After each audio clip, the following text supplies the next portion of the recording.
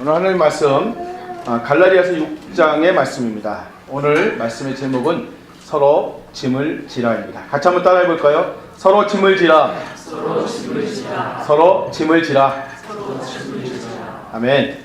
같이 한번 읽도록 하겠습니다. 시작. 너희가 짐을 서로 지라. 그리하여 그리스도의 법을 성취하라. 아멘. 70세 되신 할아버지께서 건강검진을 받으시려고 병원에 가셨습니다. 요즘 70세 할아버지가 자주 등장하시네요. 네. 할아버지는 의사에게 자신의 건강 상태는 대체로 참 별 문제 없이 참 좋은데 밤에 화장실을 자주 간다고 했습니다. 그리고 의사에게 이렇게 말했습니다. 의사 양반, 내가 하늘의 축복을 정말 많이 받은 것 같아요. 글쎄 내 눈이 이렇게 침침해지는 걸 하나님께서 어떻게 하셨는지 내가 소변을 보려고 하면 알아서 불을 탁 켜주시고 볼일이 끝나면 불을 꺼주신단 말이에요.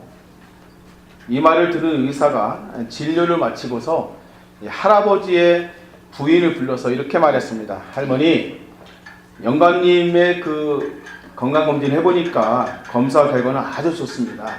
그런데 제 마음에 걸리는 것이 하나 있어요. 할아버지께서 좀 이상한 말씀을 하시는데 밤에 자다가 화장실을 사용할 때 하나님께서 알아서 불을 켜주시고 또 볼일을 본 후에는 알아서 불을 꺼주신다고 말씀하시네요. 그러자 그 말을 듣는 할머니가 큰 소리로 말했습니다. 아이고 이런 망할 영감탱이 또 냉장고에 오줌을 쌌구만. 여러분 이제 CF 광고에 이런 것이 있어서 사람들에게 많이 회자된 적이 있었습니다. 표현하지 않은 사랑은 사랑이 아니야. 표현하지 않는 사랑은 사랑이 아니란 CF 광고가 있었습니다. 왜 그렇습니까? 사랑하게 되면요 반드시 표현이 되기 때문입니다. 사랑의 마음이 있는데 뭔가 표현이 나타나지 않을 수 없다는 것입니다. 그래서 옛말에도 숨길 수 없는 것 중에 감기와 재치기와 그리고 사랑하는 마음이 있다고 말했습니다. 여러분 사랑은 드러나기 마련인 것입니다. 사랑하는 마음이 있으면 표현이 되게 돼 있어요. 그래서 여러분 이 사랑은 보통 세 가지로 표현이 나타난다고 합니다. 첫 번째가 바로 용납입니다. 사랑하기 때문에 용납하는 것입니다. 큰 잘못일지라도 용서해주고 받아주고 이해해주고 용납하는 것입니다. 그래서 사랑한다고 하면서도 용납을 하지 않는다면 여러분 그것은 사랑이 아닙니다. 용납은 사랑의 가장 큰 표현이기 때문입니다. 유명한 소설가 해밍웨이의 The Capital of the World라는 단편 소설이 있습니다. 세속의 신전이라는 제목의 소설입니다. 이 소설을 보면 스페인의 한 아버지가 집을 나간 아들을 용서하기로 결심을 하고 집을 나간 아들을 찾기 위해서 신문에 광고를 하였습니다. 파코야, 며칠날 정오에 몬타나 호텔에서 만나자. 다 용서했다. 아빠가. 이렇게 광고를 냈습니다. 파코는 스페인에서 흔한 이름이었습니다. 이 아버지가 약속한 날, 약속한 장소에 가보니까 파코라고 하는 이름을 가진 800명 정도의 젊은 남자가 저마다 자기의 아버지를 기다리고 있었습니다. 이 이야기는요, 해밍웨이 자신을 포함해서 대부분의 사람들에게 용서의 은혜가 필요하다는 사실을 말하고 있습니다. 이 세상에 용서의 은혜가 얼마나 소중한지 우리에게 얘기해 주고 있는 것입니다. 용납을 생각할 때 우리가 한 가지 꼭 기억할 것이 있습니다. 그것은요, 나 역시도 다른 사람들에게 받아들여지고 있다는 것을 인정해야 한다는 것입니다. 나 같은 사람을 나의 가족이, 나의 공동체가, 그리고 우리 교회 성도들이 참고 그래도 인내하고 또 용납하고 이해하면서 받아주고 있구나 하는 그런 인정함이 필요한 것입니다. 나는 괜찮고 저기 괜찮지 않은 저 사람을 그래도 내가 받아들이고 용납하고 품고 있다고 생각하면 그러면 착각하는 것입니다. 내가 다른 사람들에게 받아들여지고 있다고 하는 그런 겸손함이 필요하다는 것입니다. 그래서 여러분, 서로인 것입니다. 서로가 그렇게 하는 것입니다. 나는 못 참겠다고, 이제는 더 이상 못 봐주겠다고, 더 이상은 좀 못 기다려주겠다고 뛰쳐나가면요, 여러분 아무것도 얻을 것이 없습니다. 그러나 참고 인내하고 받아들이면 여러분 마치 조개 속에 들어간 모래가 오랜 세월이 흐르면서 진주로 변하는 것처럼, 여러분 내 마음속에 있는 성품도 그렇게 진주처럼 성숙하고 값진 모습으로 변모해 가게 될 줄로 믿습니다.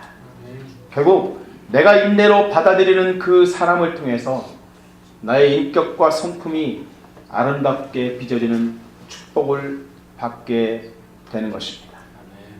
어느 교회 성도가 자기 담임 목사님을 만나면요, 늘 자기 남편에 대해서 불평을 좀 늘어놓았습니다. 목사님, 저희 남편은요 항상 이렇고 또 저렇고 또 요렇고 저렇고 늘 그래요. 정말 이해가 안 가요. 아주 빵점 남편이에요. 글쎄 목사님의 반반 닮아도 여한이 없겠어요. 그 말을 들은 목사님이 이렇게 대답해 주었습니다. 자매님의 남편 얘기를 들으니까 어디서 많이 들어본 얘기 같으네요. 내 아내가 나에게 해주는 말하고 거의 똑같은 것 같습니다. 내 아내도 그래요. 내 아내도 여보, 저기 있는 저기 다른 목사님 반만 닮아도 내가 여한이 없다고 그렇게 매일같이 얘기합니다. 그러면서 한마디를 덧붙였습니다. 자매님, 이해가 안 가면 다음해가 안 와요. 이해해 주세요. 이 말을 들으면서 주변에 있는 사람이 다 함께 웃었습니다. 어느 목사님이 이런 말씀하셨습니다. 5 빼기 3은 2가 뭐냐? 이것은요, 오해하다가 세 발자국만 물러서서 보면 이해하게 된다는 말이에요. 그럼 2 더하기 2는 4. 이것은 뭐냐? 이것은 이해하고 또 이해하면 사랑하게 된다고 말하는 것입니다. 맞습니까? 맞아요? 그러면서 우리 옆에 분들과 함께 인사합시다. 이해하고 또 이해하면 사랑하게 됩니다. 이해하고 이해하면 또 사랑하게 됩니다. 오해하다가 세 발자국만 물러서면 이해가 됩니다. 오해하다가 세 발자국만 물러서면 이해하게 됩니다. 맞습니까? 네. 사랑의 표현 두 번째는요, 베푸는 것입니다. 여러분 사랑하면요 자꾸 뭔가 주고 싶습니다. 뭐라도 더 해주고 싶고 희생을 치러서라도 해주고 싶은 마음이 드는 것입니다. 그래서 그런 사랑을 받으면 마음에 진한 감동이 막 밀려옵니다. 그 사랑에 보답하기 위해서 그래서 더 노력하게 되는 것입니다. 왜냐하면 사랑이 힘을 주기 때문입니다. 사랑은요 주는 것입니다. 이 말은요, 받는 것만큼 사랑을 가장 강하게 느끼는 것이 없다는 것입니다. 사랑은 무언가 받을 때 그 사랑을 느낍니다. 받되 여러분 대가 없이 조건 없이 그리고 값 없이 받을 때는요 더더욱 큰 사랑을 느끼게 되는 것입니다. 여러분은 어떻습니까? 여러분도 받을 때 사랑을 느낍니까? 그렇죠? 뭔가 받으면 사랑을 느끼죠? 저는 지금까지 40년 가까이 신앙생활을 하면서 2번의 성경책을 선물로 받았습니다. 첫 번째 받은 성경책은요, 제가 중학교 2학년 때였습니다. 저는 그 당시 성경책을 갖고 싶었지만 그럴 형편이 안 되었습니다. 그래서 늘 교회 안에서 비치되어 있는 성경책을 읽고 다시 그 자리에 갖다 두곤 했습니다. 하지만 어린 마음에도 저는 내 성경책, 저 자신의 성경책을 갖고 싶은 마음이 정말로 간절했습니다. 그런데 어느 날 저를 담당하고 있던 중등부 교회 선생님이 저를 부르더니 포장지에 정성껏 싼 성경책을 선물로 주셨습니다. 나중에 이분은 신학을 하고 목사님이 되신 분인데 그분에게 성경책을 선물 받고 저는 얼마나 기뻤는지 정말 잠이 안 올 정도였습니다. 이분이 저를 주의 깊게 지켜보고 저에게 성경이 필요하다는 것을 아셨던 것입니다. 정말 그 선생님의 사랑을 마음 깊이 느낄 수가 있었습니다. 그때부터 저는 그 선생님이 선물해 주신 그 성경책을 그야말로 늘 끼고 다녔습니다.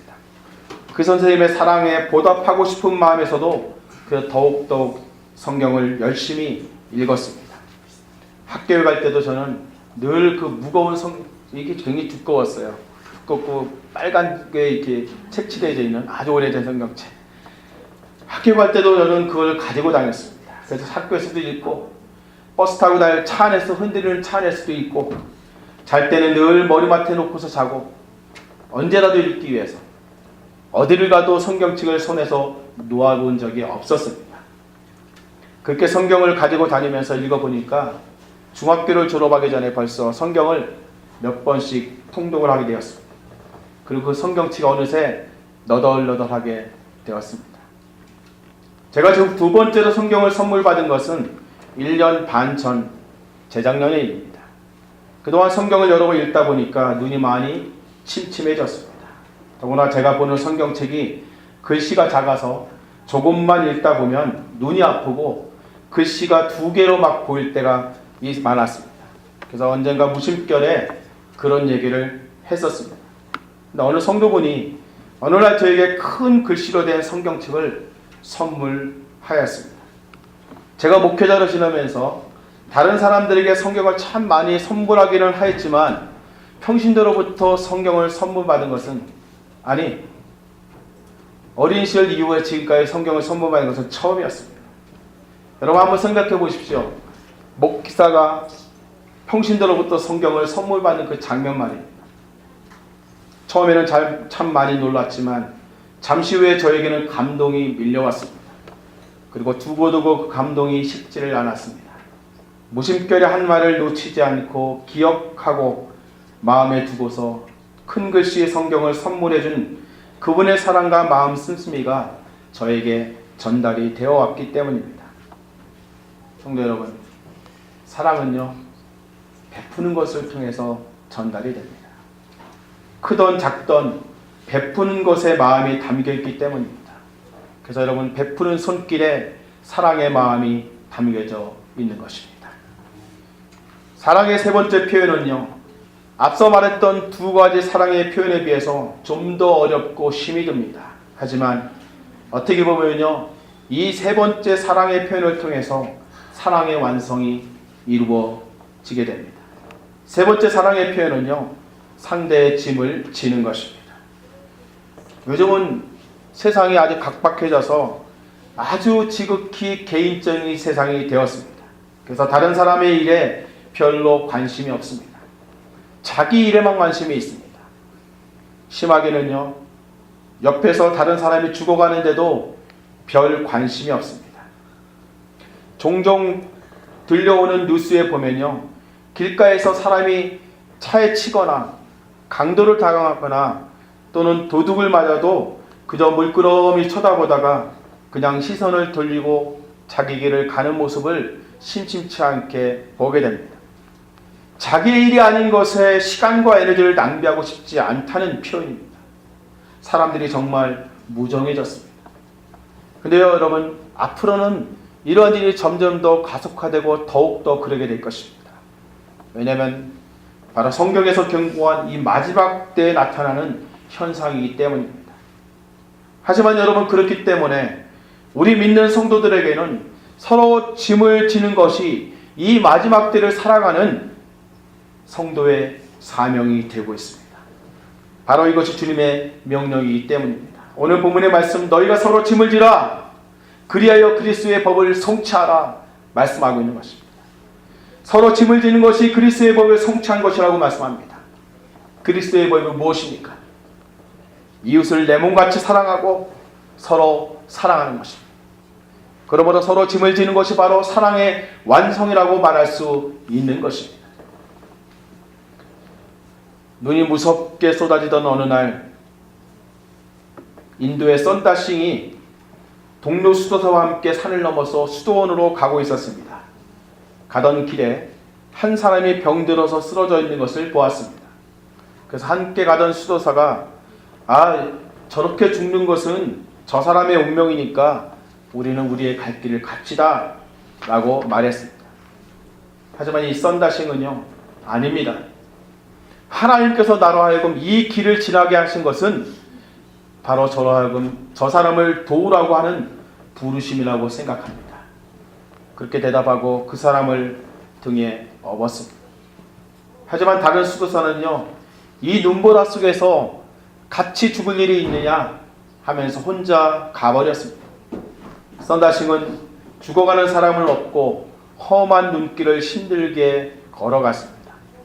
그의 몸에서는 땀과 열이 났고 그 열로 인해서 엎혀 있었던 사람의 걸었던 몸도 서서히 녹아되었습니다. 그래서 정신이 들기 시작했습니다. 썬다싱은 너무 오랜 시간 동안에 이 사람을 업고 왔기 때문에 기운이 다 빠져서 이제 쓰러질 지경이 되자 자기 등에 엎였던 이 정신이 든 이 등에 엎였던 사람이 이번에는 썬다싱을 부축해 갔습니다. 그래서 두 사람은 서로 도우면서 길을 계속해서 갈 수 있었습니다. 한참을 가다 보니까 앞에 어떤 사람이 쓰러져 숨져 있었습니다. 그 사람은 바로 썬다싱과 함께 가다가 먼저 가버렸던 수도사였습니다. 혼자 가다가 추위를 이기지 못해서 얼어 죽었던 것입니다. 이후에 썬다싱은요, 사람들이 당신의 인생에서 가장 어려운 것이 무엇이냐고 사람들이 질문했다면 이렇게 대답을 했다고 합니다. 내가 지고 가야 될 짐이 없을 때 나는 가장 힘들고 어려웠습니다. 우리 한번 따라 같이 한번 읽어볼까요?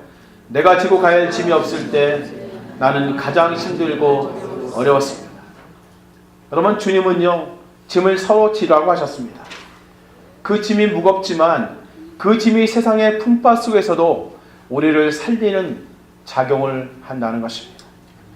부모는 자식을 업고 걸어갈 때 살아가야 할 의미를 찾게 되고 힘이 나게 되어 있습니다. 서로를 책임지려고 마음먹을 때 우리의 마음 가운데는 더욱 강한 의욕이 생겨나게 되는 것입니다. 그런 면에서 부모는 자식의 짐을 지고 부모가 늙어서는 자식이 부모의 짐을 지어야 합니다. 남편이 아내의 짐을 지고 아내가 남편의 짐을 져야 합니다. 더 나아가서 성도는요, 교회의 짐을 지고 교회는 세상과 국가의 짐을 지어야 되는 것입니다. 사람들은 보통 자기가 지는 짐이 없으면 좀 편하고 좀 살만하다고 이렇게 생각을 합니다. 이 짐이 없으면 좀 더 자유롭게 살 것이라고 자기는 말합니다. 그래서 자기에게 지어진 그 짐을 내려놓으려고 갖은 노력을 다합니다. 짐을 지고 가야 할 이 에너지를 짐을 벗어놓으려고 거기에다 쏟아버리는 것입니다. 하지만 썬다싱의 말처럼 우리에게 만일 지고 가야 할 짐이 없다면 아마 우리는 더욱 힘들고 어려운 삶을 살게 될 것입니다. 여러분, 누군가를 업는다는 것은요, 이 업고 간다는 것은요, 쉬운 일이 아닙니다. 어려운 일입니다. 그렇지만 그것이 결국 자기가 사는 길이 될 것입니다. 누군가의 짐을 지는 것도 마찬가지입니다. 그렇게 짐을 대신 지고 가는 것은 상대방을 살릴 뿐만 아니라 자기도 사는 길이 된다는 것입니다. 왜 그렇습니까? 짐을 지는 훈련을 통해서 자기가 져야 할 짐도 거뜬히 지고 갈 수 있는 능력과 맷집이 형성되기 때문입니다. 원래 내가 져야 할 짐보다 한 단계 더 많은 짐을 지면서 내 자신의 내성을 기르고 내공을 쌓는 것입니다. 그것을 통해서 믿음의 훈련, 헌신의 훈련, 희생의 훈련을 하게 되기 때문입니다. 여러분, 그래서 막상 내 삶 가운데 그런 훈련이 잘 되어지는 사람은 내 삶 가운데 높은 파도와 같은 그런 짐을 져야 될 순간이 왔을 때 그건 역시도 무리 없이 잘 지고 갈 수 있는 사람이 되는 것입니다. 그래서 남의 짐을 대신 지는 것은요, 나에게 축복이 됩니다. 아멘. 그런 의미에서 내가 대신 짐을 져주어야 할 가족이 있다면 그러면 그것은 부담이 아니라 은혜이고 축복으로 여겨야 됩니다. 아, 내가 왜 이 사람의 짐을 대신 져야 하지? 내가 왜 부모의 짐을 대신 져야 돼? 내가 왜 자식의 짐을 대신 져야 돼? 내가 왜 아내와 남편의 짐을 대신 져야 돼? 나 자신의 짐도 버겨 죽겠는데 하고 불평하지 말아야 합니다.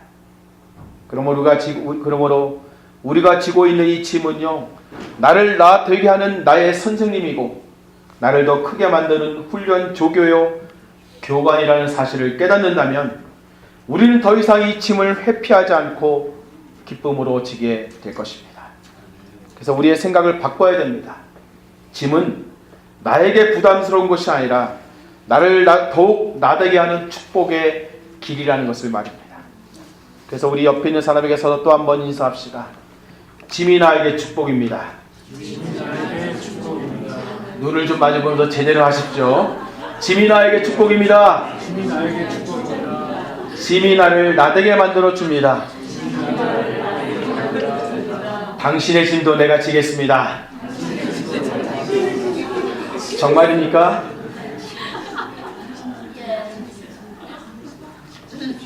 신혼 3개월을 갓 넘긴 신부가 있었는데 그 신부의 시어머니가 갑자기 어느 날 입원을 하게 되었습니다. 그래서 시어머니를 간호하던 이 신부가 시어머니와 함께 병원에서 새우잠을 자게 되었습니다. 근데 회진을 돌던 이 젊은 의사가 신부 어머니에게 시어머니의 소변을 좀 받아오라고 했습니다.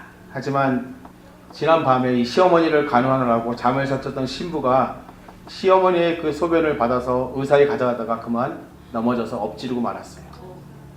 당황했던 신부는 생각 끝에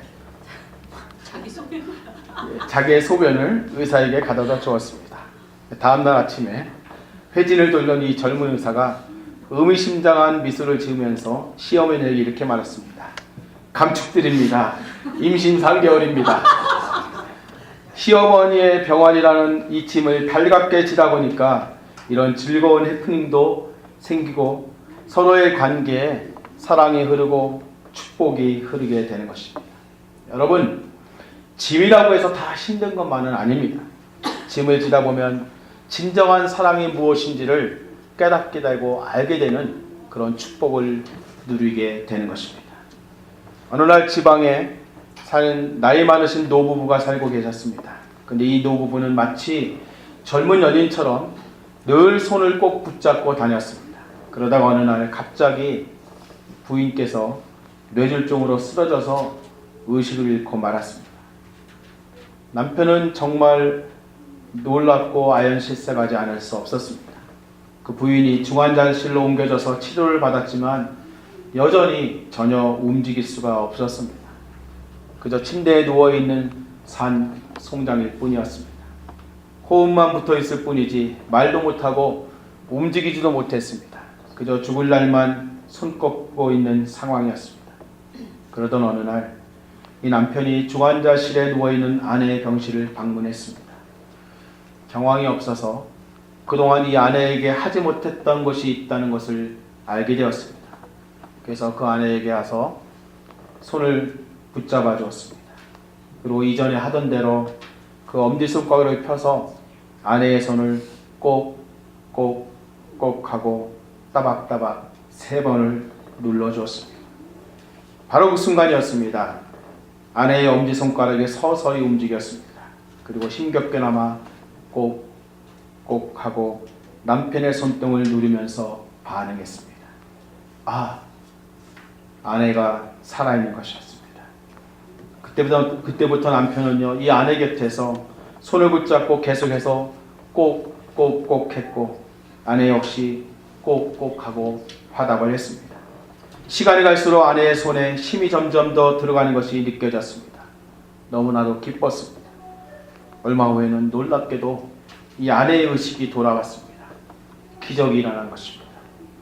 꼭 하고 서로 손을 붙잡아 눌러준 것이 아내를 살려낸 것이었습니다. 다 죽어가던, 아니 다 꺼져가던 아내의 생명의 심지에 이 꼭꼭꼭 하는 이 누름이 스파크를 일으켜서 생명의 불꽃이 다시 타오르게 된 것입니다. 나중에 병원을 나서면서 퇴원하는 이 노부부에게 담당했던 의사가 물어봤습니다. 아니 도대체 꼭꼭꼭이 뭡니까? 그때 이 노부부는 입가에 미소를 띠며 이렇게 대답해 주었습니다. 아, 그거요? 그것은 사랑의 나도입니다. 사랑의 메시지, 이 사랑의 언어가 죽어가던 생명을 구원해낸 것입니다. 쓰러져 산 송장 같았던 아내였지만 그 아내를 짐스러운 존재로 여기지 않고 그 아내의 짐을 대신 지었던 남편 할아버지에게 나타났던 기적이었습니다. 그래서 성경은 우리에게 이렇게 말씀하고 있습니다. 우리 같이 한번 읽어볼까요? 시작. 우리 강한 자가 마땅히 연약한 자의 약점을 담당하고 자기를 기쁘게 아니할 것이다. 아멘. 성도 여러분, 우리도 옆에 있는 분들과 함께 손을 잡고 같이 한번 해볼까요? 꼭꼭꼭 3번 눌러지고 꼭꼭 2번 화답해 줍시다. 한번 해보세요. 좀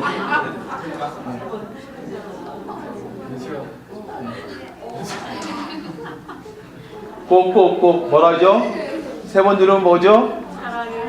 꼭꼭 2번 누르면 어떻게 되죠? 나도. 여러분은 사랑이 생명을 낳는 것입니다. 아멘. 그런 의미에서 여러분, 가족은요 나무와 같습니다. 밤낮을 보내면서 여물어 가고 비와 바람을 견디면서 튼튼해지는 것입니다. 여름과 겨울 이런 혹독한 날씨를 넘기면서 쑥쑥 자라나게 됩니다. 그 세월들이 뿌리를 깊게 하고 열매를 맺도록 한다는 것이 바로 나무와 가족이 닮은 점이라고 말할 수 있습니다. 혈연으로 맺어진 가족뿐만 아니라 교회 공동체 안에서 맺어진 믿음의 가족도 여러분 마찬가지입니다. 서로 짐을 져가면서 세월의 비바람을 견디다 보면 어느새 뗄래야 뗄 수 없는 끈끈한 믿음의 가족이 되어가는 것입니다. 그런 면에서 서로의 짐을 져보지 못하면요 더 깊은 관계로 나아갈 수 없다는 것을 우리는 배우게 됩니다. 그래서 교회 안에서 어느 성도가 무거운 짐을 혹시 지고 있거나 혹시 힘든 시험을 겪고 있거나 스스로 감당하기 힘들 정도로 좌절해 있거나 혼자 극복하기 어려운 고통을 당할 때는요 여러분, 우리 믿음의 가족들이 지속적인 관심을 가지고 함께 도와주고 함께 짐을 져야 하는 것입니다. 그래야 우리에게 말씀하신 대로 그리스도의 법이 성취되는 것입니다. 아멘. 그리스도의 법이란 곧 사랑의 법인 것입니다. 너희가 서로 사랑하면 너희가 내 제자인 줄 알리라고 주님께서 말씀하셨습니다. 우리가 그리스도인이라는 사실을 무엇으로 우리가 나타낼 수 있겠습니까?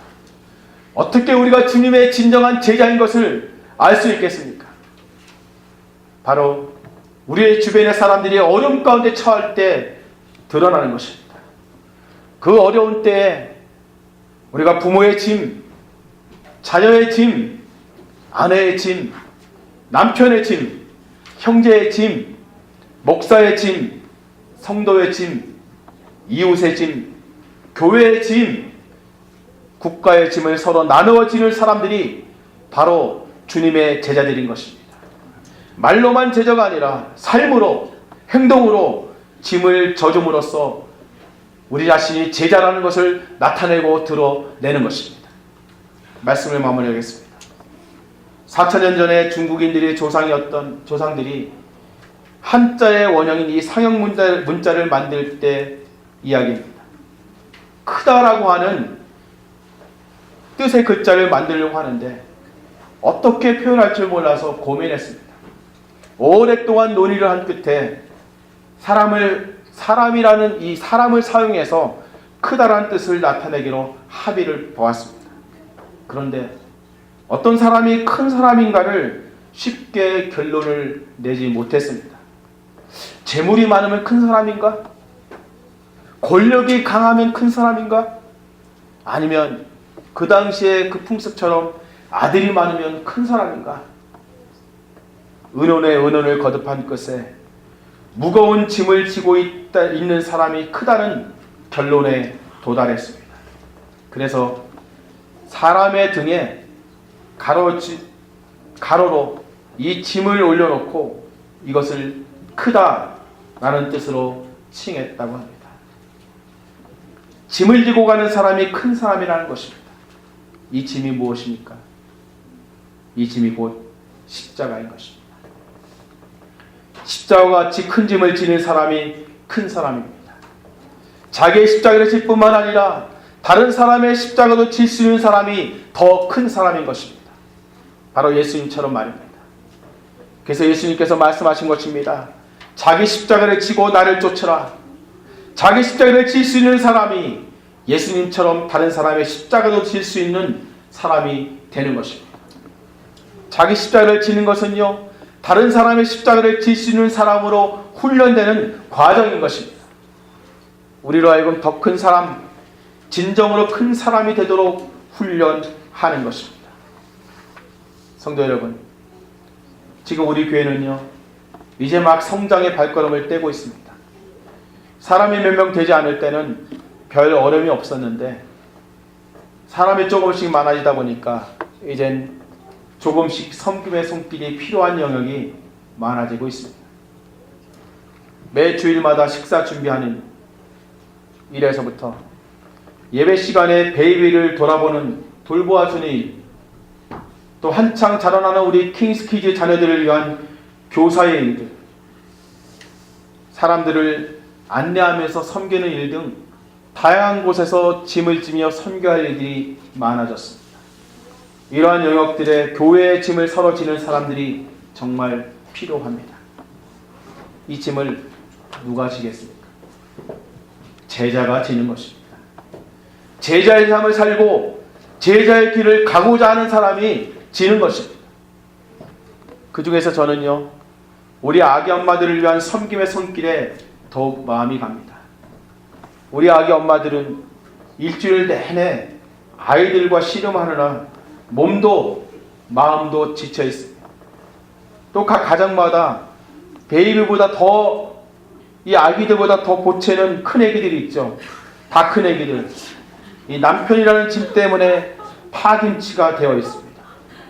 그래서 저는 주일만큼은요, 이 아기 엄마들이 좀 아이들에게서 자유하고 마음껏 예배를 드리면서 몸도 마음도 영혼도 재충전할 수 있는 그런 기회를 가졌으면 하는 바람입니다. 그러기 위해서는 이 엄마들을 위해서 대신 짐을 져주는 사람들이 필요합니다. 일주일에 한 번 예배 시간만큼이라도 좀 더 마음 편히 예배 드릴 수 있도록 누군가 좀 섬겨주었으면 좋겠습니다. 아이들을 돌볼 섬김의 손길이 좀 많아졌으면 좋겠습니다. 교회에서도 이 일을 위해서 여러모로 방법을 모색하고 있지만 그래도 일단은 자원하여 섬기는 사람들이 있어야 이 문제를 해결할 수 있습니다. 그렇게 자원하는 사람들이 많이 나타날 수 있기를 바랍니다. 그럴 때 우리 엄마들이 힘을 얻고 가정을 살리고 가정을 튼튼하게 세워가는 든든한 버팀목이 되어줄 것입니다. 엄마가 살아야 가정이 사는 것입니다. 그런 의미에서 여기 있는 우리 아기 아빠들이요, 아기 아빠들 아내를 좀 더 잘 돌봐주기를 바랍니다. 아내들이 좀 더 쉴 수 있도록 좀 아내의 짐을 지금보다는 더 많이 질 수 있기를 바랍니다. 아내에게 짐을 더 얹어주지 말고 아내의 짐을 좀 덜어주기를 바랍니다. 여러분의 아내가 살아야 가정이 삽니다. 우리 남자들 한번 외쳐봅시다. 아내가 살아야 가정이 산다. 목소리가 작습니다. 예. 마음에 오는 소리 하나니까 조금 다시 한 번 하겠습니다. 예. 마음이 없으니까 그랬죠. 예, 마음을 가져야 됩니다. 다시 한 번 하겠습니다. 아내가 살아야 가정이 산다. 아내가 살아야 가정이 산다. 우리 성민철 형님 목소리가 안 들리네요. 다시 한번 합니다. 아내가 살아야 가정이 산다. 아내가 살아야 가정이 산다. 정말입니까? 사랑으로 아내의 짐을 져주는 훌륭한 남편들이 될 수 있기를 바랍니다. 성도 여러분, 우리 서로 짐을 져줍시다. 가족의 짐을 져주고 성도의 짐을 져주고 이웃의 짐을 져줍시다. 여기에 우리의 부르심이 있는 줄 믿습니다. 제자로 살고 싶습니까? 서로 짐을 져줌으로써 제자가 되어서 우리 모두 그리스도의 법, 사랑의 법을 성취하는 저와 여러분이 될 수 있기를 주님의 이름으로 축원합니다. 아멘. 기도하겠습니다.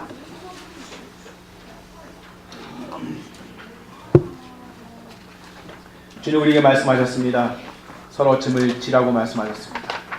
혹시 내가 짐을 회피하고 웬만하면 안 지려고 노력하는 부분이 혹시 있지 않습니까? 하나님, 내가 내 짐을 질 뿐만 아니라 다른 사람의 짐, 나의 가족의 짐, 나의 이웃의 짐, 교회 성도의 짐, 교회의 짐, 나라와 민족의 짐도 함께 질 수 있는 하나님, 그런 큰 사람이 될 수 있도록 도와달라고 잠시 기도했으면 좋겠습니다. 기도하겠습니다.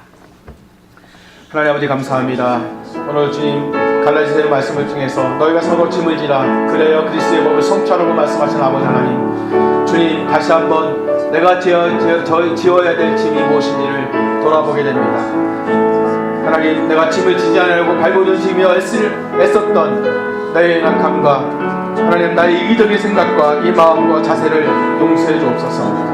내 짐을 질 뿐만 아니라 다른 사람의 짐도 함께 지면서 그리스도의 법을 성취해가는 삶이 될 수 있도록 도와주시옵소서. 가족의 짐을 기꺼이 짓게 도와주시고, 하나님, 부모의 짐, 자녀의 짐, 남편과 아내의 짐, 이웃의 짐, 성도의 짐, 아버지 연약한 자들의 짐을 함께 짊어지고 그리스도의 법을 성취하며 하나님의 나라를 위해서 함께 나아가는 믿음의 백성들 함께 자라갈 수 있도록 우리 모두에 함께해 주옵소서. 특별히 교회에 하나님, 우리 아기 엄마들에게 성령께서 은혜를 부어주셔서 위로를 주시고 하나님의 세심을 공급하여 주시옵소서. 모든 아버지, 또 우리 교회 하나님 남편들에게 하나님께서 힘을 주시고 하나님 정말 가정을 잘 아버지 짐을 지며 건사할 수 있도록 우리를 덧입혀 주시옵소서. 하나님 아버지, 감사합니다. 오늘도 주님께서 말씀을 통해서 우리 서로에게 짐을 함께 지라고 말씀하시니 감사합니다. 주님, 우리가 연약해서 때때로 이기적인 마음과 생각으로 회피하고 내 짐을 지는 것이 아니라 오히려 짐을 다른 사람에게 얹어줄 때가 많이 있었음을 고백합니다. 하나님, 이제 주님께서 우리에게 말씀하신 대로 짐을 서로 지며 그리스도의 법을 함께 성취해가는 우리가 될 수 있도록 도와주옵소서. 주님, 우리 각자에게 서로의 연약함을 보듬어할 수 있도록 도와주시고 용납하며 베풀며 또한 서로 짐을 짐으로 하나님의 뜻을 함께 이루어가는 그리스도의 아름다운 공동체 되도록 성령님 축복해 주시옵소서. 주신 말씀을 감사하고 거룩하신 예수님의 이름으로 기도합니다. 아멘.